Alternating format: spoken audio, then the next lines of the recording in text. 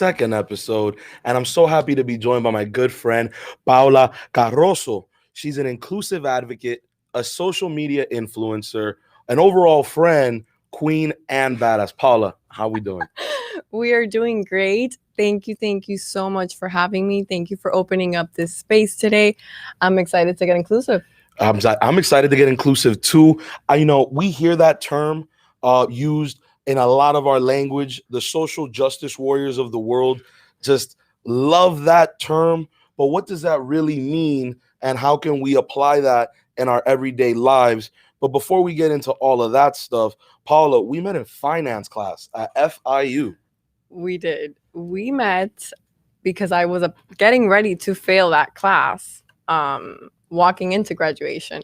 And I remember being frustrated, being anxious. It was my last semester. I had the perfect career set What'd you forward. major in? I majored in public relations and a minor in business. Okay. And how do you did you think at that time when we met that that's what you were going to be doing? I thought I was going to be going into a career as a full-blown publicist. You know, I said, this is my dream. This is me. I'm going to be going into fashion PR, entertainment PR, and that's where I'm going to be staying until I kind of switched gears a couple years after that. Yeah, I had that same kind of vibe when we were in finance, because I was like, okay, political science is like not it. You need to keep going.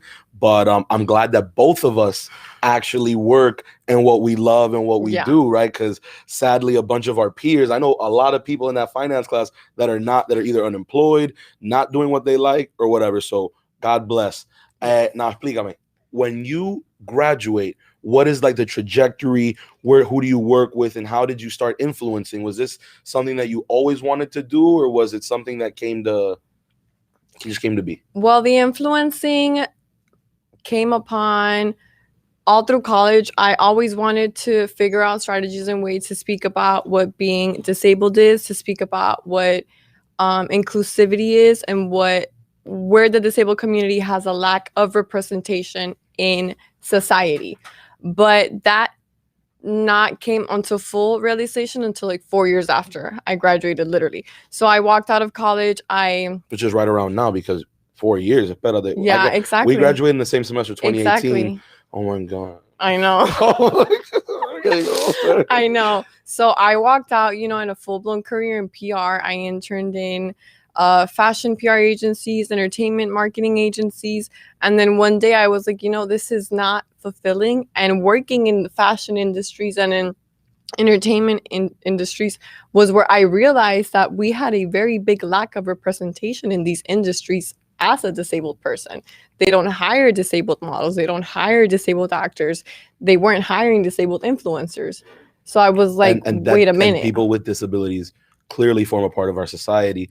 And not only that, a big part, a good friend of mine, Jessica Landsberg, her father is the CEO of Goodwill. And I found out that Goodwill, along with Publix's and these type of brands, they hire the largest amounts of people with disabilities in South Florida, and they make at the Goodwill the military uniform, our American flag, and they employ an insane amount of people with disabilities, and disabilities come in a wide range. So can you tell us a little bit about yours and how that was like growing up with?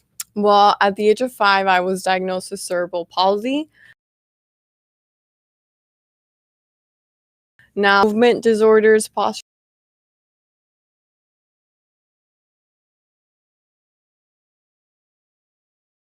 bodied person, I mean you. I have my differences. I walk with my cane, etc. Cerebral palsy is caused by brain damage the first couple of years of you as a child or as a baby. And I was diagnosed in Venezuela, but due to the country state, my parents and I decided to move to Miami, Florida for further advanced rehab treatments for me. Understood. So I just want to just bring in an observation. When we went out to the wharf, it's human nature, right, for people to want to support those weaker, those that don't have. And that just seems to be your experience every time somebody meets you. Everywhere we go. But as I've grown to know you between class, us and our friendship, I've noticed that you don't take shit from nobody. You're the leader. You're the person that que mete la presión. So, you know, after I remember when we were in line waiting for the wharf, that everybody comes up to you and asks, "What's wrong? What happened?" Right? And so, and I imagine that's been that experience your whole life. All my life. Every day. How does that make you feel? Every second. Because at least for me, it's like I want to tell these people like, "Yo, back up." You know what I mean? Like, back up. You're good. You're chilling. Yeah. But that's not the experience. Obviously, as something that looks different, it's going to create attention. It's going to spark up a sensation where you're like, whoa, you know, what's that? Why does she move like that? Why does she walk like that? However, we do need to understand that there's this little thing called disability etiquette, just like normal etiquette right now. Like you and I are respectful people. Mm-hmm. We don't go beyond what we know not to ask. Of course. So growing up all my life, it's been, what's wrong with you? Why do you walk like that? Are you okay? Why do you use a cane? And it's just some things that we don't realize, but they deepen these differences. They deepen the feeling of me trying to come in and be like, I'm just like you. It kind of like bursts it out some more. You know, and as you said that, I couldn't help but kind of self-reflect on how to be frank here, I'm going to be completely honest. Growing up, I never had any consideration for people with disabilities. And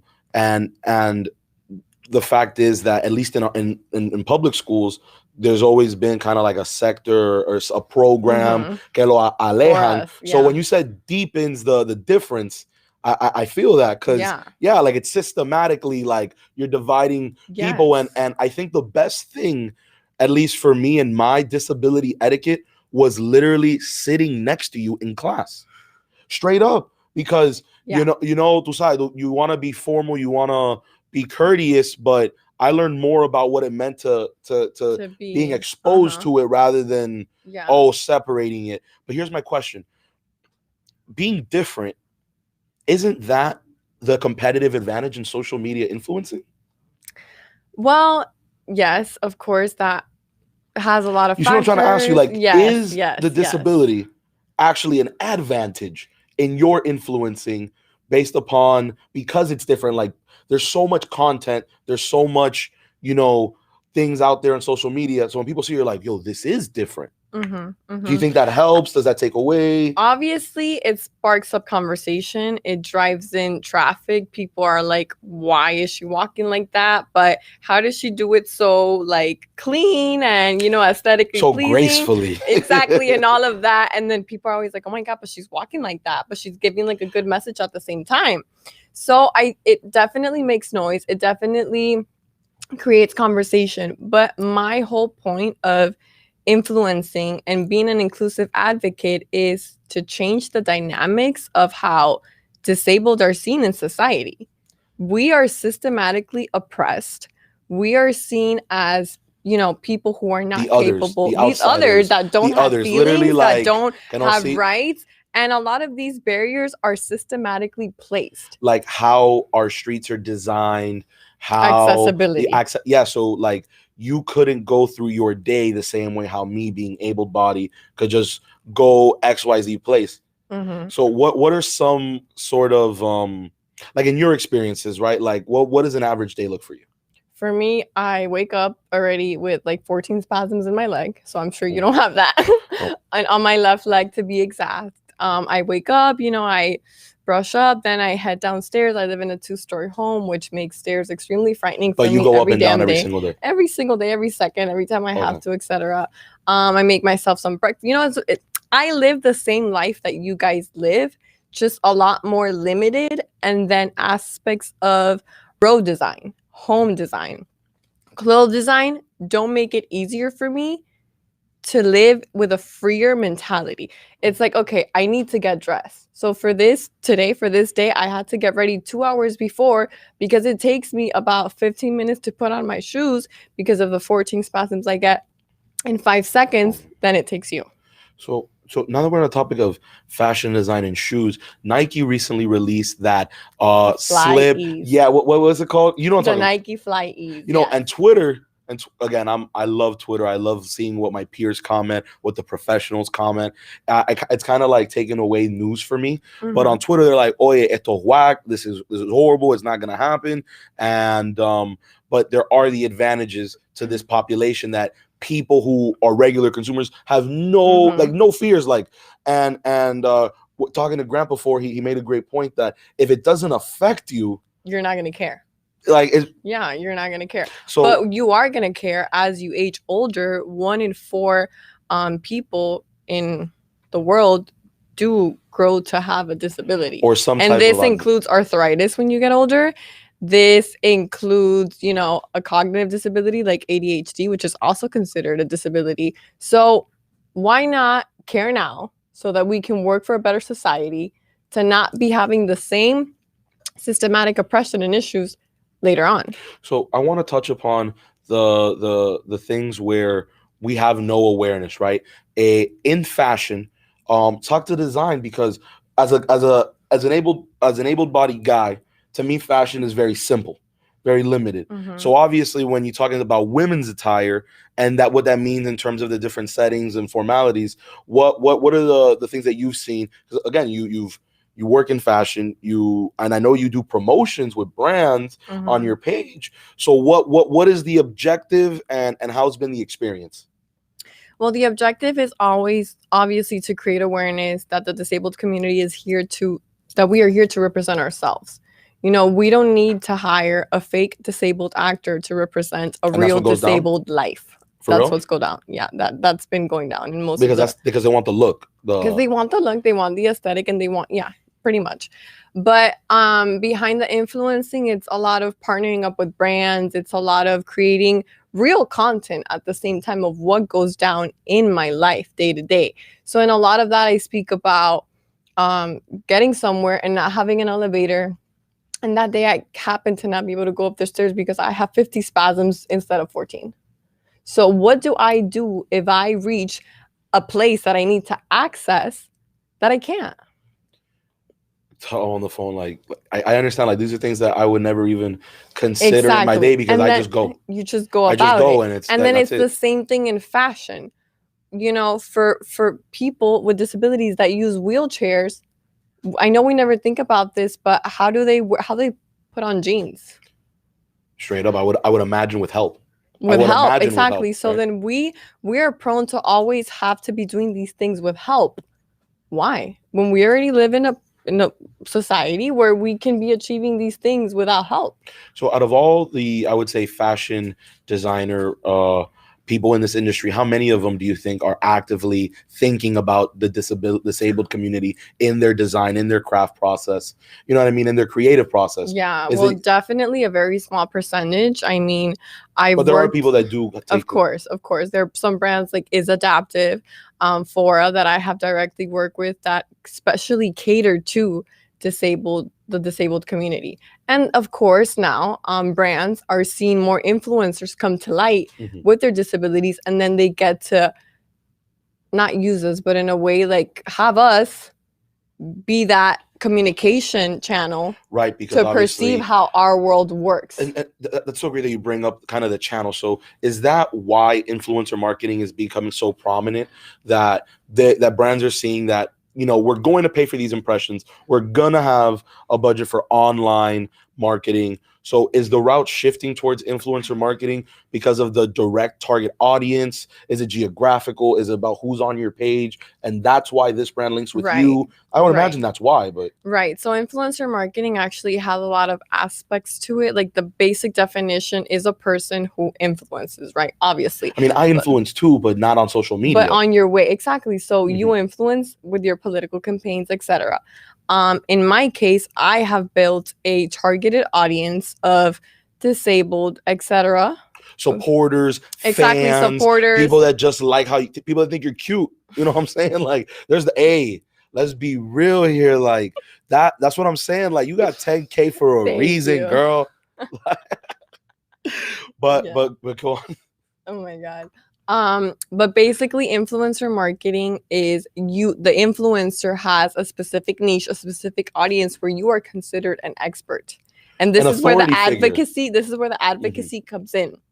Because not everybody can just stand up and be like, oh, I advocate for this and that and this. Well, No, somebody you could, have but who's to. going to listen to them and Who's what gonna, practical change will and happen also after? your Yeah. credibility. You need to be a known expert in the topic. And then through that, you obviously partner with brands to work with, you know, you're an ambassador for some others. But the whole point is that you have this platform to speak about what affects you and how it affects you and how you want to cultivate change through it. So what I really like about your page versus other influencer pages is truthfully your content, right? Okay. And again, I follow a bunch of people, right? People that I've gone to school with. I'm not gonna say any names, but they're basically a Fashion Nova model. And I look at them and I'm like, while your content is exactly what a consumer wants, I don't find substance. I know it's superficial. I consume it for the superficiality because it's great, to be frank, but there's no substance. When I look at your stuff, every post, every single partnership, there's a meaning. So who have you partnered with? Why? And can you just tell us a story of kind of like your process in creating the content for them? Well, creating the content for me is always showing what's real. You know, showing what I go through on the daily, because in order to create this awareness, you need to show people what's really going on behind the scenes. You know, I've partnered with brands like Aerie, the intimate apparel of American Eagle, as an ambassador. And through Aerie, I've really been able to expose my life, how it is living with a disability. And it could be simple things like a reel, the short 30-second clips that are portrayed now on Instagram of going upstairs and how difficult that is for me when elevators aren't working. I drive with hand controls. Many of you don't know what that is. That's basically you accelerate and brake with your hands. Many people don't know what that is. And the latest one, I called it disabled love, because we as disabled beings were rejected because of how we look. For example, I've been rejected because of how I walk. Guys have flat out told me, bugging, I cannot date you because of the way that you walk. Of course, that happened a little prior. I'm 25 now, so I like to think that men mature with age.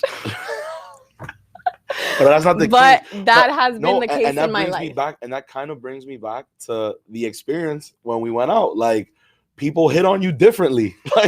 like literally seeing our peers apply sauce was like almost they're hesitant.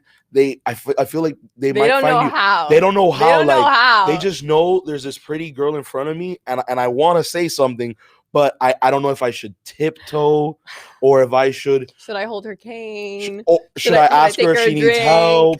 What if she chews me up when I ask her if she needs help?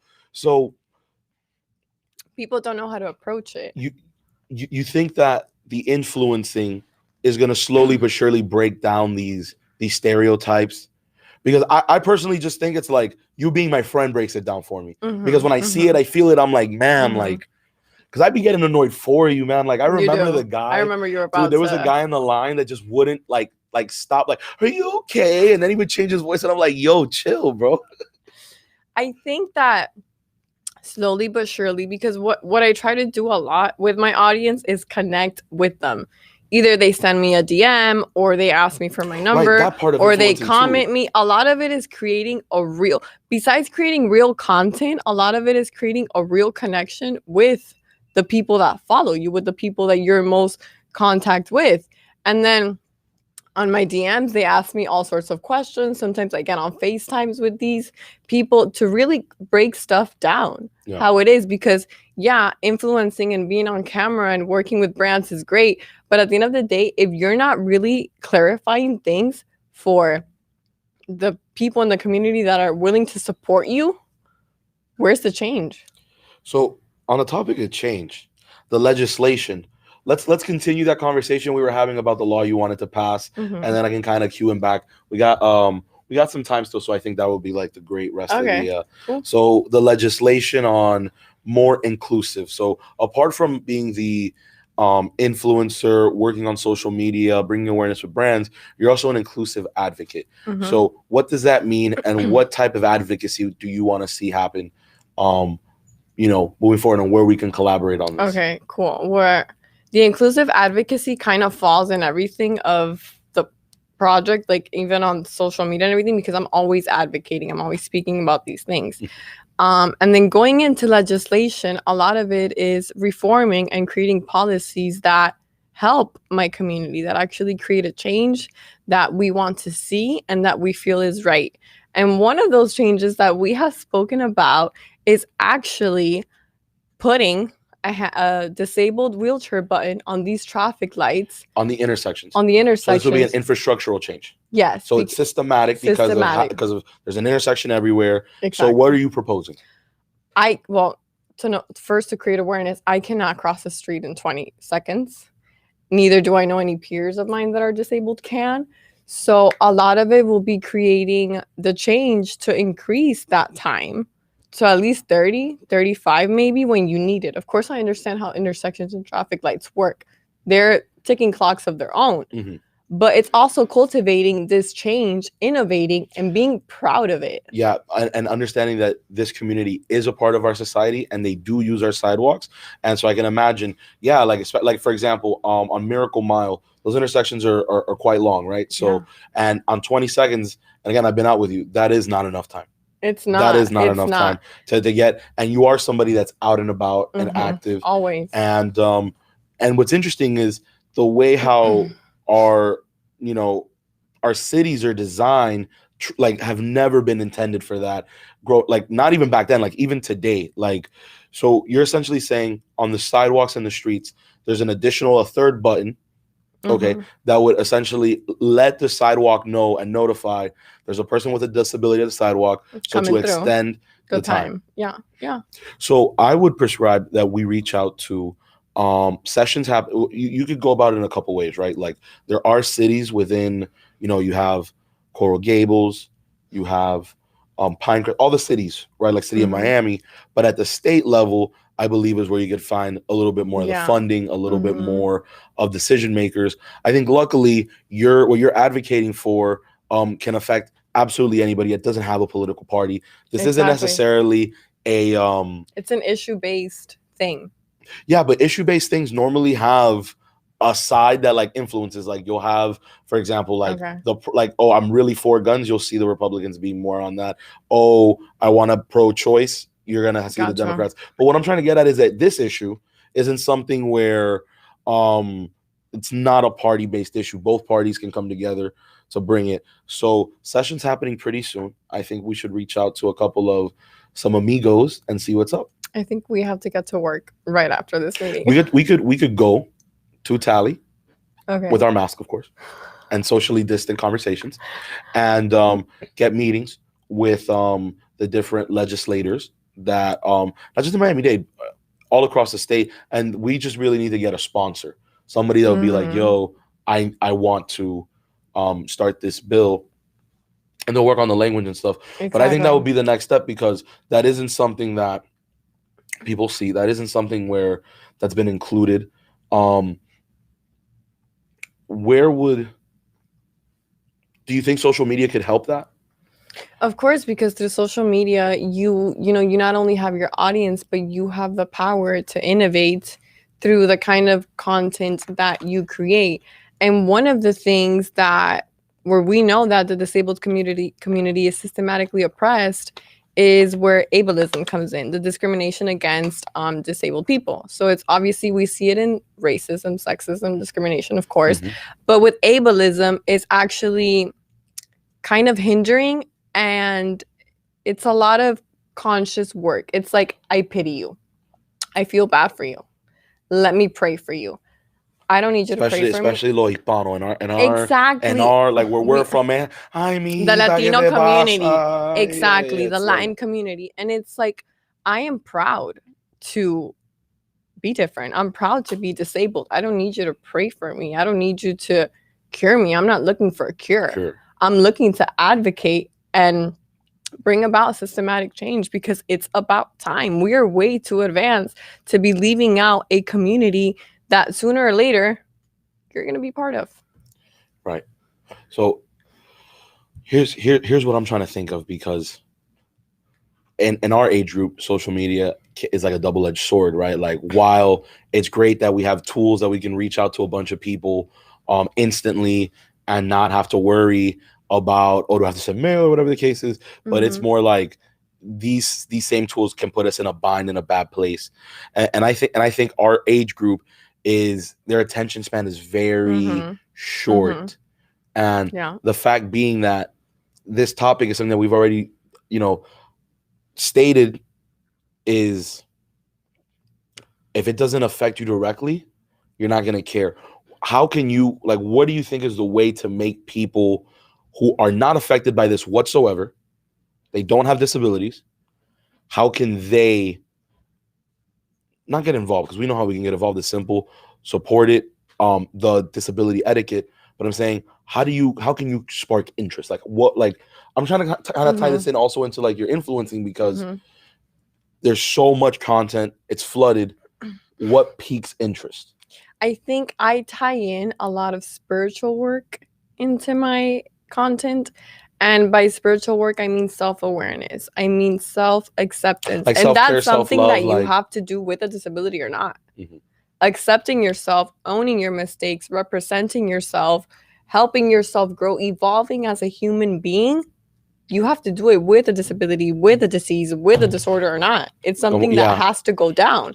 So I think a lot of my advocacy also comes in through emotional influencing. I love to persuade and sell emotionally, because that really ties the bond to anyone and anything, despite what you're going through. I don't know if you took psychology, but you might know this.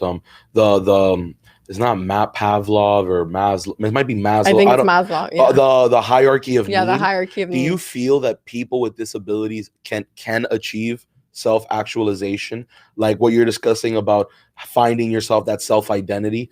Do you think that people that are able are more likely to be able to go through these self-actualization? Because, on the first step, it's your primal needs, like, can you feed yourself? Can you find nourishment? And then the lowest one is the self, like your self needs, but like internally. That's what I'm trying to say. Like, do you feel like people with disabilities struggle more with this kind of? I think it's completely. I mean, obviously, also basing it off on the capitalistic society that we live in.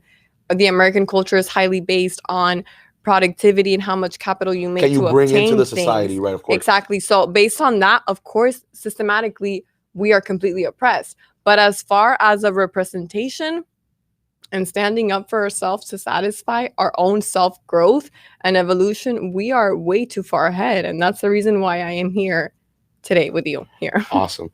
Well, Mina, we're about in the wrap-up phase. So where can people follow you? Where can they get your content?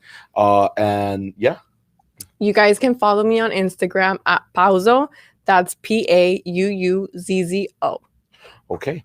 And what can people be expecting from you in the coming weeks and the coming content? Well, we actually have March is Cerebral Palsy Awareness Month. That is my diagnosis, as I explained in the beginning of the interview. So stay tuned, because we're going to be having a topic each and every week.